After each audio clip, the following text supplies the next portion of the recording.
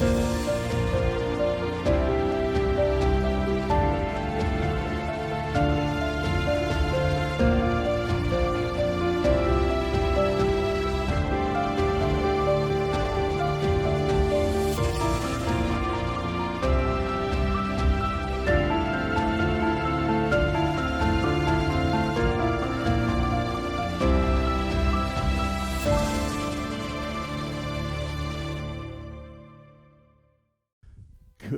morning.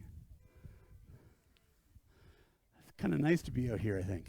Maybe. I don't know. What do I know? Didn't have to put up with the wind inside, but the sun is shining. And up here in the severe north, we don't get a whole lot of time when we can come out here.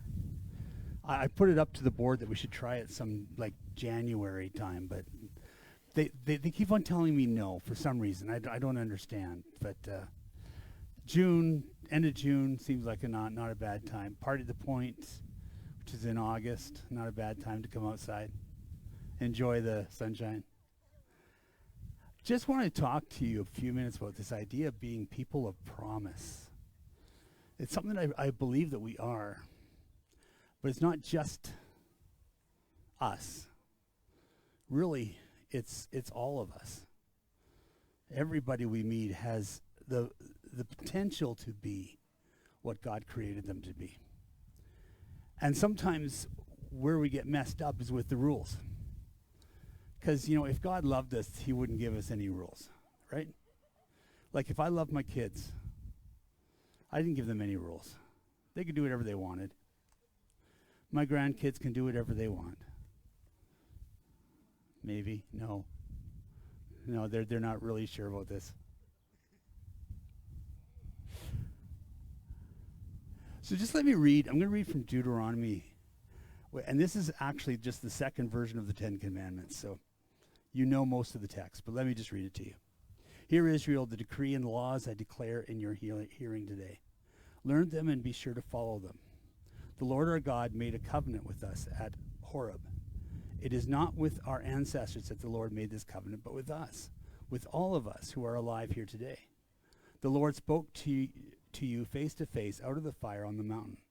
At that time I stood between the Lord and you to declare to you the word of the Lord, because you were afraid of the fire and did not go up on the mountain. And he said, I am the Lord your God who brought you out of Egypt and out of the land of slavery. You shall have no other gods before me. You shall not make for yourself an image in the form of anything in heaven, above, or on the earth beneath, or in the waters below. You shall not bow down to them or worship them, for I, the Lord your God, am a jealous God, punishing the children for the sin of the parents to the third and fourth generation of those who hate me, but showing love to 1,000 generations of those who love me and keep my commandments. You shall not misuse the name of the Lord your God, for the Lord shall not hold anyone guiltless who misuses his name. Observe the Sabbath day by keeping it holy, as the Lord your God has commanded you. 6 days you shall labor and do all your work, but on the seventh day is a Sabbath to the Lord your God. On it you shall not do any work, neither you nor your son or daughter, nor your male nor your female servant, nor your ox, nor your donkey, any of your animals, nor any foreigner residing in your towns, so that your male and female servants may rest, as you do. Remember that you were slaves in Egypt, and that the Lord your God brought you out of there with a mighty hand and an outstretched arm. Therefore, the Lord your God has demanded you to observe the Sabbath day. Honor your father and your mother, as the Lord your God has commanded you, so that you may live long and that it may go well with you in the land the Lord is giving to you. You shall not murder. You shall not commit adultery. You shall not steal. You shall not give false testimony against your neighbor. You shall not covet your neighbor's wife. You shall not set your desire on your neighbor's house or land, his male or female servant, his ox or donkey, or anything that belongs to your neighbor. Long list of rules. And sometimes we struggle a little bit with that. Except that, really, this is just saying, I care about my creation. I care about you. I care about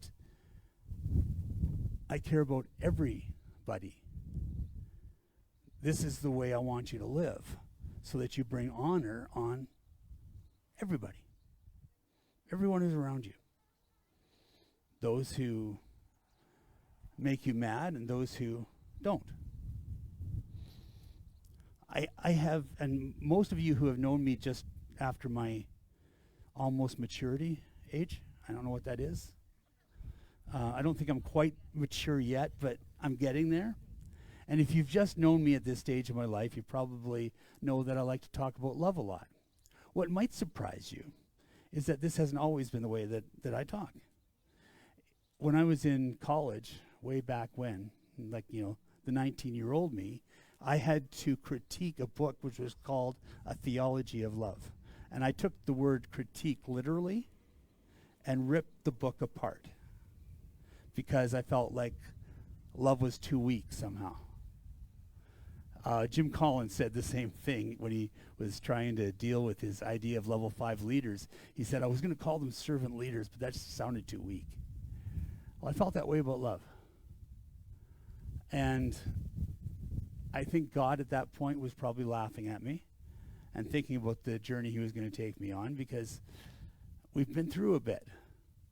First thing he did was he kind of led me to the Sermon on the Mount. And I started to realize the impact the Sermon on the Mount should have on our lives. It's really the pinnacle, I think, of the New Testament. Just like the 10 Commandments I just read were the pinnacle of the Old Testament.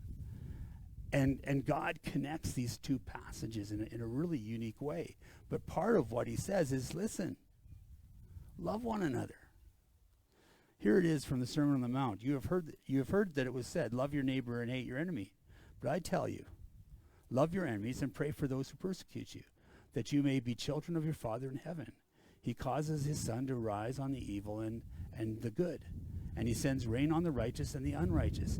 If you love those who love you, what reward will you get? Are not even tax collectors doing that?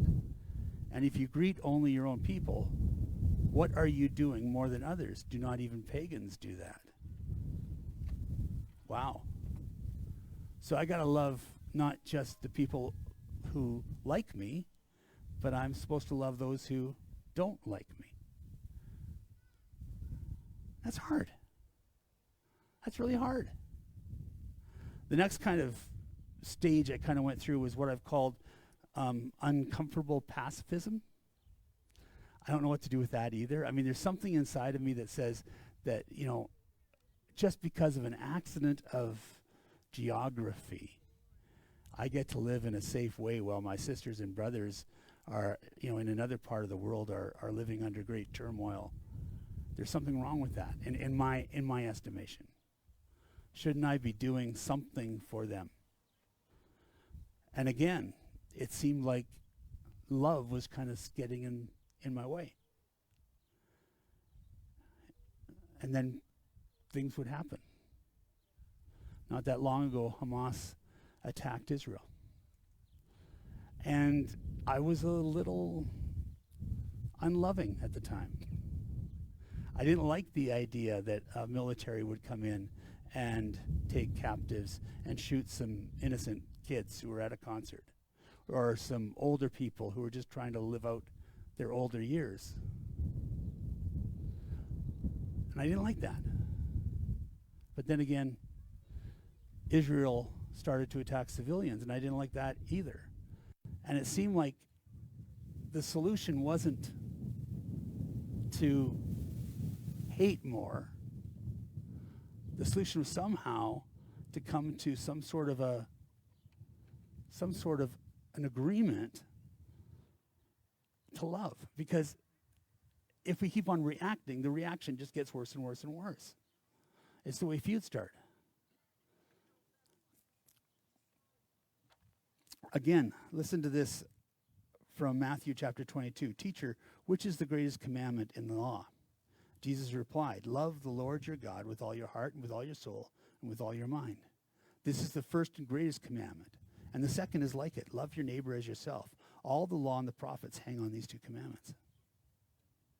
All of the law and the prophets hang on those two commandments. Love God, love each other. If there's something that is in the biblical record that is sin, that we're supposed to take care of, somehow it will violate the law of love. Somehow it will be something that we have done that is unloving. And if we can't come to that conclusion on any sin, then we don't understand what God is trying to tell us. At least that's what I've taken from that command of Jesus. Every commandment has something to do with love and violating love. And so I'm still kind of on this journey of trying to struggle to figure out what that means too. Maybe we all are. But I believe that God unconditionally loves you. Unconditionally. It doesn't matter what you're doing, what you've done. You're his child. He loves you. Period. There's no unless or but. Just simply God loves you. But not only that, but God deserves or desires a covenant with you, which is where the 10 Commandments come in. Many years ago, too long ago, Nelda and I decided to take a trip to Hawaii. You know, somebody has to go there, you know, so we thought maybe we would. We went to Maui, and one day we were in a food court getting some food. It was not a whole lot of people seemed to be around.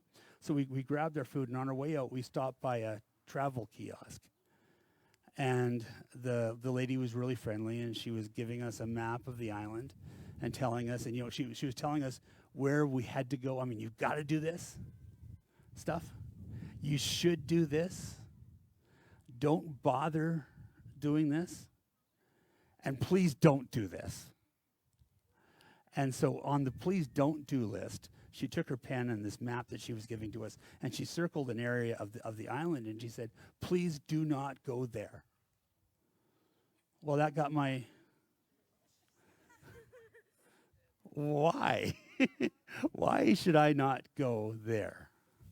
What is it about this? Is this where all the dangerous gangs hang out that are in Hawaii, or is this where all the venomous snakes live, or something like? Why can't I go there?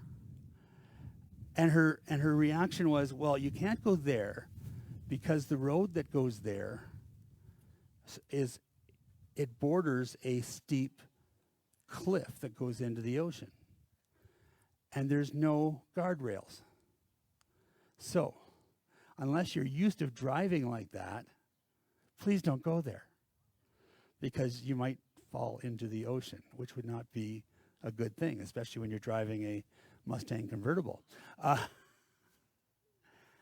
And so we didn't go there.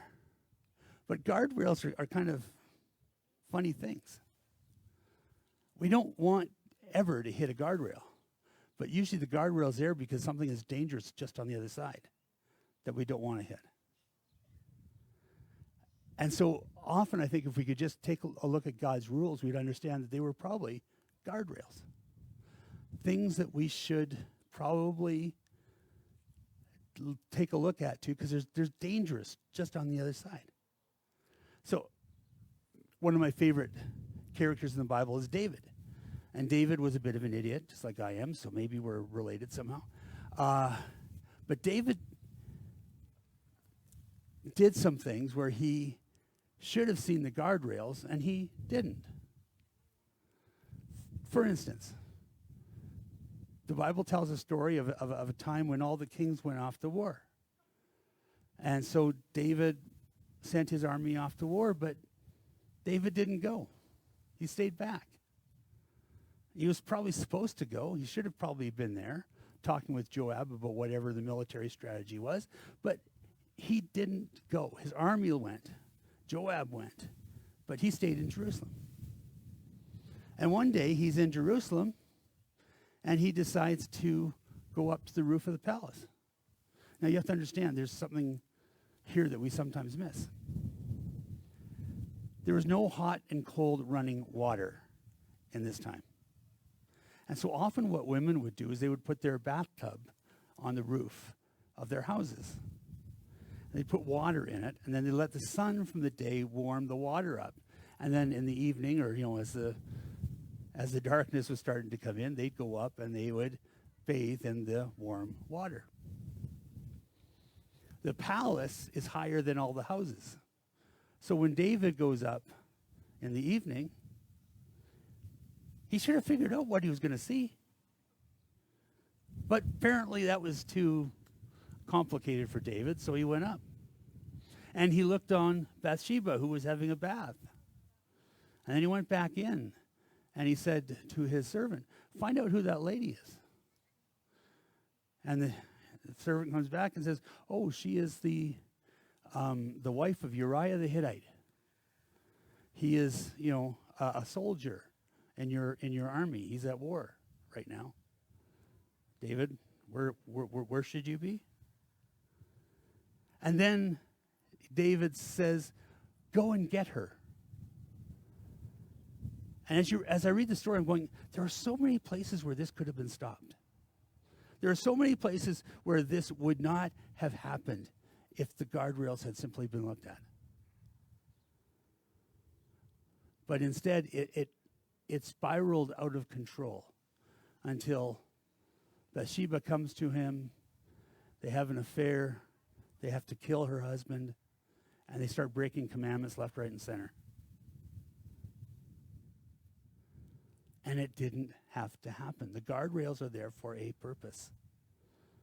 The rules, we may not like them, but God is wanting to covenant with us, and he set up some guardrails to help us to know what it means to love and how it is to keep that love online. And we ignore them. But it's all part of God's love for us.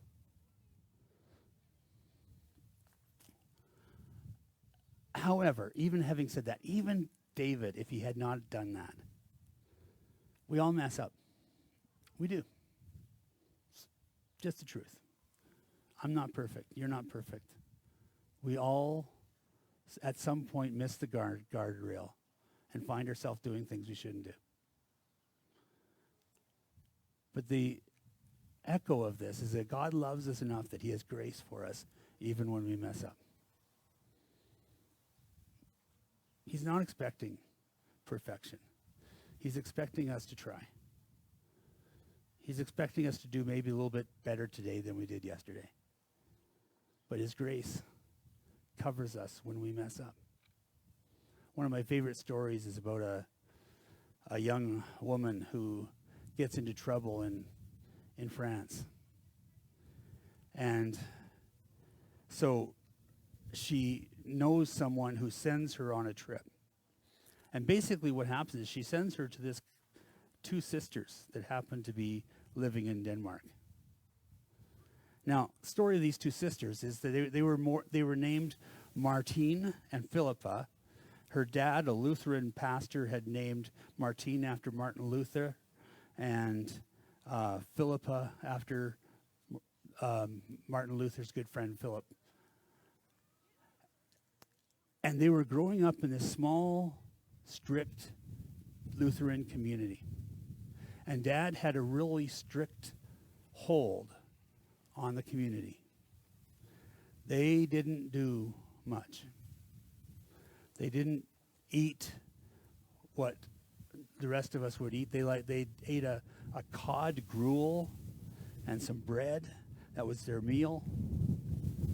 Nothing that could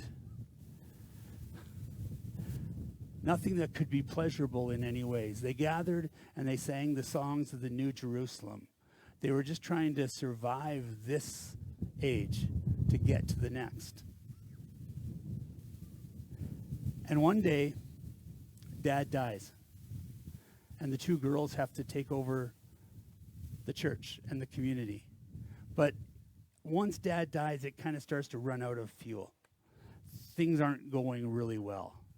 In fact, two ladies are feuding and haven't talked to each other for about a decade. And a man and a woman are having a many-year-long affair. and there's an anger between two of the male members, and they are fighting each other.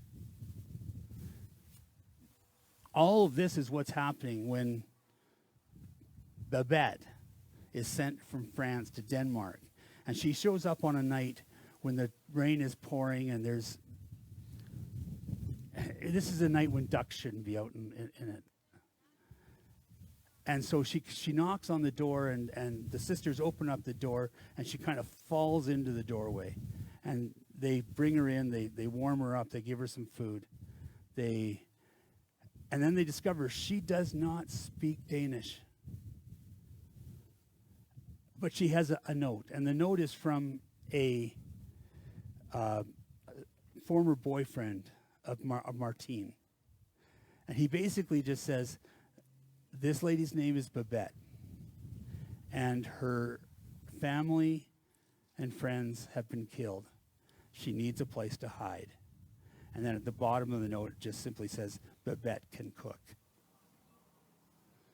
And so the two sisters welcome her in, but they are not sure they trust her to cook. So she earns her room and board by cleaning for them. And they teach her how to make this cod gruel that forms the basis of their meals. She learns how to do that. She learns how to prepare that. And she has been there now for over a decade, just doing these things for the sisters. And they're getting ready to celebrate 100 years since their father had been born. And they're going to have a big celebration. They're inviting some relatives to it. And Babette says, yeah, I've never asked you for anything. Will you let me cook for the celebration? And the sisters reluctantly say yes. About this time, a letter comes for Babette. A friend of hers has been playing her numbers in the lottery ever since she left, and her numbers finally came in, and she had won 10,000 francs. And so they included that in the letter. She now has money. And so they start to prepare for this feast that they're going to have at the 100th anniversary of their dad's birth. And Babette starts to make the orders for the meals she wants to provide them. And she gets all of this foreign delicacies, pheasant, ham, different types of cakes that she's ready to make. She gets all of this stuff, and the sisters start looking as all of these ingredients are coming into the kitchen, and they're not sure what to do. So they hold a church meeting, because that's what we always do. We hold a church meeting. And Martine and Philippa say, listen, we've said Babette could make this meal, but we're seeing a lot of stuff coming in that we would never eat, and we don't know what to do. And the church kind of clucked at them and said, well, I'll tell you what we'll do. We'll let her prepare the meal. We'll eat what she gives us, but we won't praise her meal. We won't tell her it's good. Tongues are for praising God, not for tasting, delicacies. Day comes. One of the guests is another former suitor of the girls, and he was a colonel then. Now he's a general, and he comes with a 90-year-old mother who lives in the community, and they start to bring the food out, course after course. And this general is sitting there, and he's eating this food, and he's just amazed at the food that is coming out. He says, I haven't had food like this since years ago at the Café Anglais in Paris. They had a woman chef there that could cook just like this. And they continued to eat. They continued to share the food. And in the middle of the meal, Grace snuck in. The two women who were feuding forgave each other. one of the men that had been feuding with another man had admitted that he had cheated him and made restitution and healed the hurt that had been there for years. And as the story ends, there's two scenes. One scene is the church. And the church goes and they meet in their hall and they sing the songs of the New Jerusalem with a renewed vigor. In the middle of Babette's meal, Grace had snuck in and healed the wounds of the community. The second theme, the second ending, is Babette in the kitchen. She's got dishes piled high, and she is sitting dejected as she looks at all of this aftermath of the meal. And the two sisters come in and see her there, and they realize that their church had done exactly what they had decided to do. They had eaten the meal and never said a word of praise about what they had eaten. And the two sisters look at Babette and say, that was actually quite a lovely meal. And Babette's answer to them was, I used to be the chef at the Café Anglais in Paris. And they said, well, we will sure remember this feast when you return to Paris. And Babette looked at them and said, I'm not going back to Paris. And the sister said, well, you won the lottery. You can go anywhere you want now. And Babette said, I spent all that money on this meal. It's what it costs to feed this many people at the Café Anglais.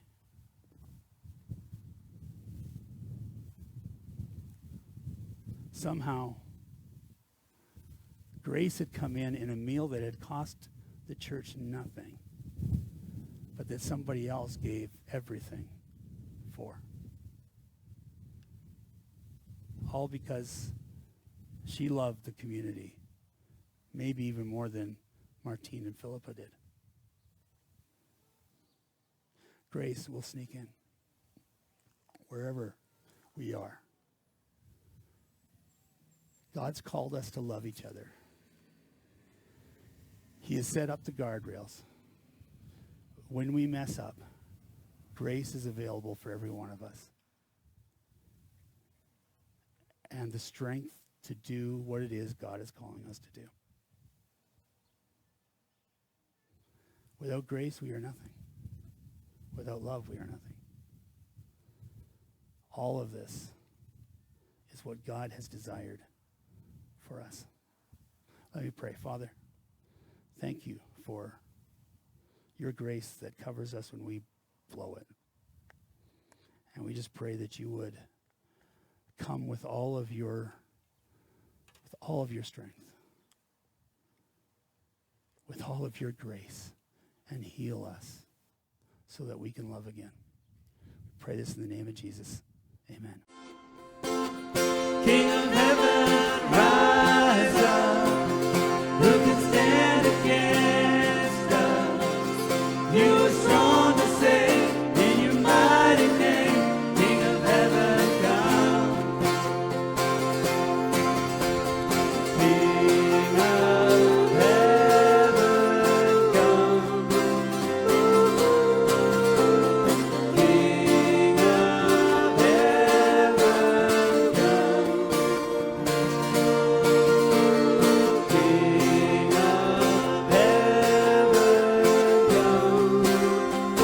King of heaven,